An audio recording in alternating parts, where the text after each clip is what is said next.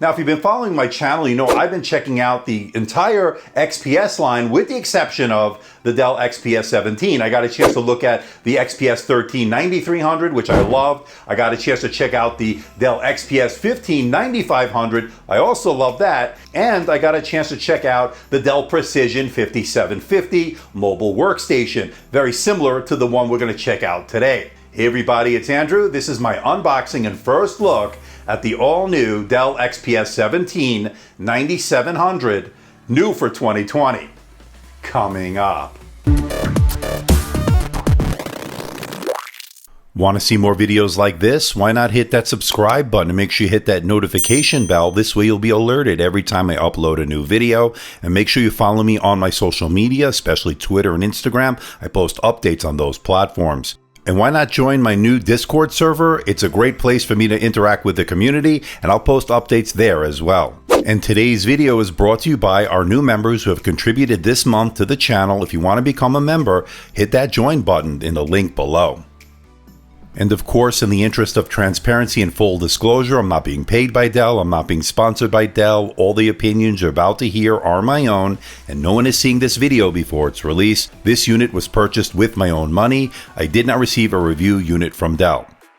Pricing starts at $1,499, but my unit comes in at $3,099. You might be able to get it on sale. I'll put the latest pricing in the link below. But what that gives you is the Core i7-10875H. That's an 8-core processor with the NVIDIA GeForce RTX 2060 with Max-Q design, 32 gigabytes of DDR4 RAM, and 1 terabyte of SSD storage. My unit also has that 17-inch UHD Plus touch display. And with that out of the way, let's find out what you get inside the box. Let's open it up. Now, packaging is pretty much identical to the Precision 5750. It has really nice packaging. And once you open the lid, you're greeted by the unit itself. We'll get to that in just a moment. But inside the box, you also get some documentation and warranty information. And they give you an adapter that gives you the 2 missing ports on this laptop, the USB-A and HDMI. You get a 130 watt USB-C power adapter, and you also get the extension cord. Holding the unit for the first time, very high-end, very premium with its all-metal design, excellent build construction, and it also is a little bit heavier than its entry-level model since this does have the UHD Plus display with a touch layer and it adds a little bit of weight. This comes in at 5.5 pounds or 2.5 kilograms.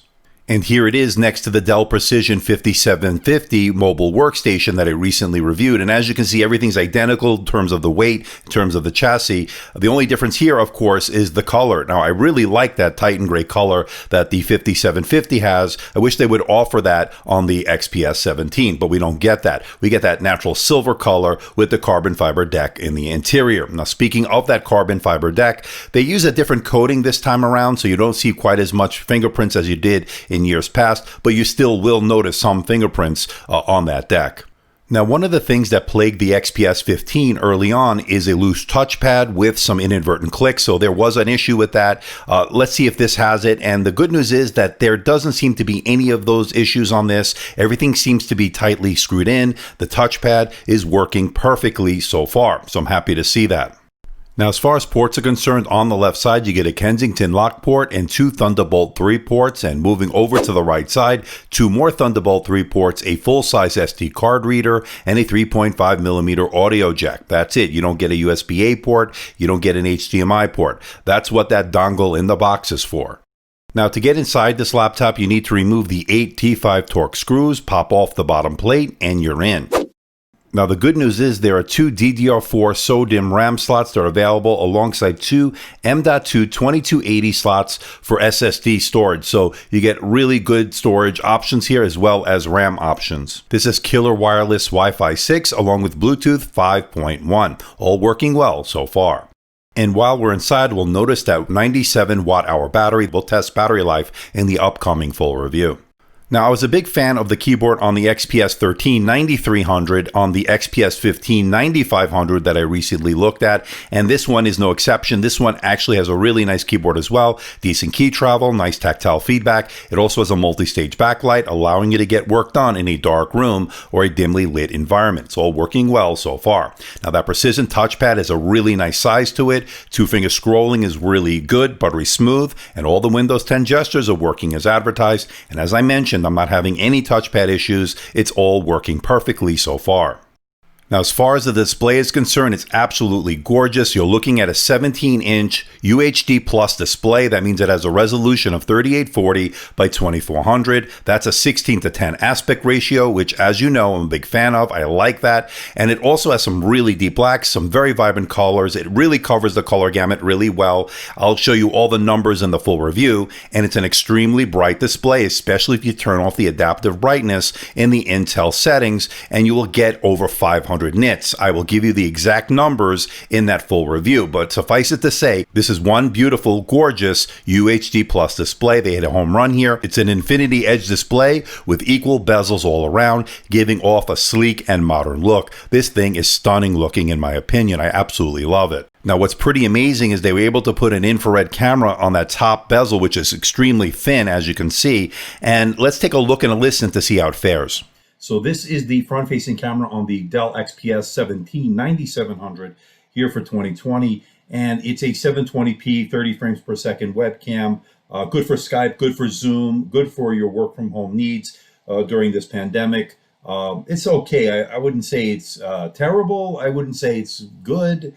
It's sort of just okay, I guess. But I'm curious to know what you think. Let me know in the comments section below. And in addition to that Windows Hello camera, the power button also doubles as a fingerprint scanner, registering my finger each and every time I used it. It worked well, giving you another added layer of security. Now, they managed to put quad speakers on this, 2 woofers and 2 tweeters, and it actually sounds really good, getting loud, good mids, good volume, and good bass. Hey everybody, it's Andrew, and this is the Dell Precision 5750, all new for 2020. Coming up. Hey everybody, it's Andrew, and this is the Dell Precision 5750, all new for 2020. Coming up.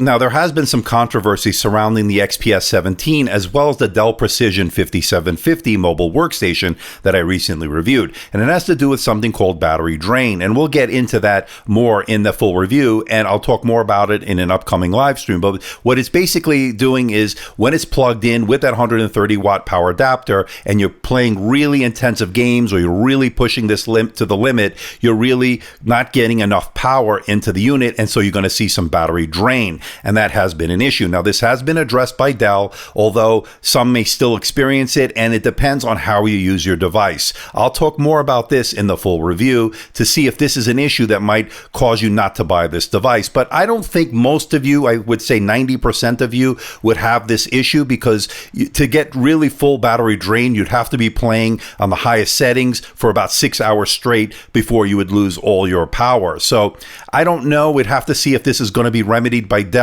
We will get into this more in a future live stream, as I mentioned, as well as in that full review. But when it comes to performance, so far this thing has been a beast. I really like it. The good processor, the 8-core processor, the good GPU, the RTX 2060 with Max-Q design, all performing well. I will test the thermals. Of course, I'll test battery life and everything else associated with this laptop. I really want to go in depth with this and bring you a very thorough review. So stay tuned. That will be coming very soon. So what do you think about this bad boy, the XPS 17 9700? I'm not going to bore you with all the details here. Let's get right to what I'm thinking is good. Now, right off the bat, I can tell you I've had no issue with the touchpad. It's pretty sturdy. It's been screwed on really tightly. There's no inadvertent clicks, and it's not loose in any way. So that's been pretty good. I also noticed that it didn't have any bent grills on the bottom like I did on my XPS 15. So that's another good sign that quality control has gotten better. But of course, the big question is there going to be battery drain, as many have reported? Not only for this model, the XPS 17, but also the Precision 5750. Again, both both based on the same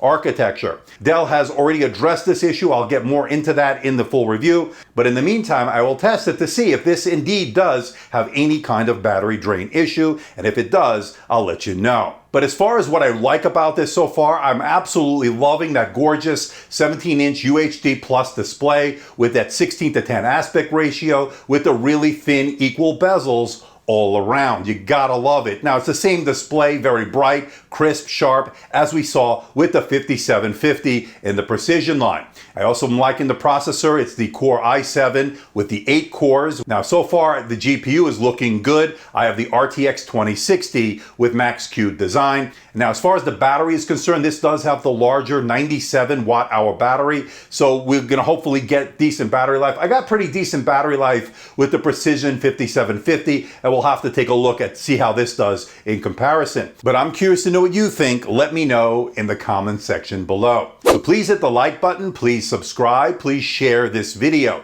Don't forget to leave a comment in that comment section below. Let me know how I'm doing. Let me know if there's a device or something out there you think I should review. I'll do my best to try to make that happen. Don't forget to check me out on Facebook, Twitter, Instagram, and of course my website, amdtechreviews.com. So until next time, this is Andrew from AMD Tech.